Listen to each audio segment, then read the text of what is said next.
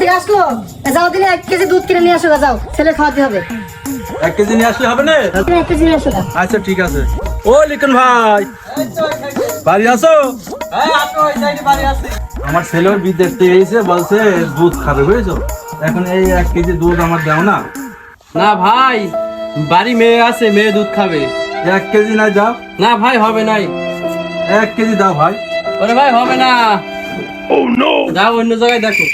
আচ্ছা ঠিক আছে। ওই যে গরু একটা দেখা যাচ্ছে, দেখি ওই বাড়ি দুধ পাই কিনা। আগে জিজ্ঞেস করবো বাড়ি মেয়ে আছে কিনা, আগে জিজ্ঞেস করবো বাড়ি মেয়ে আছে কিনা।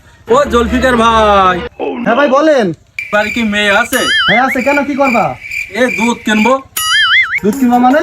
এই কি বিয়াদুর লোক, এই আলতু ফালতু কথা বলতেছে। এই ভাই দিকে আসুন তো, দুজনে আসেন। দুধ পাস মানে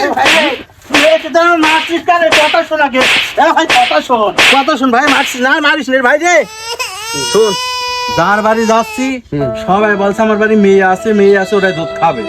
সেই জন্য আমি জিজ্ঞেস করলাম তোমার বাড়ি মেয়ে আছে কিনা। তুমি বুঝায় বলবে না?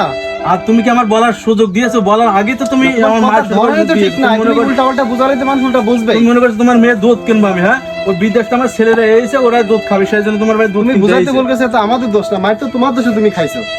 একটা কথা হলো, তুমি না শুনে আগে মায়ের শুরু করে ওই দিয়েছো। জায়গায় কথা বলতে হলে সুন্দর করে গুছাইয়ে মানুষকে বুঝায় বলার চেষ্টা করো। ভাই যে উল্টা পাল্টা কথা বলে মায়ের খেয়েছো তুমি, এখন আমাদের কোনো ক্ষতি হয়নি, ক্ষতি হচ্ছে তোমার। তুমি ডাক্তারের কাছে গিয়ে ওষুধ খেয়ে নেবে, ব্যথার যাও।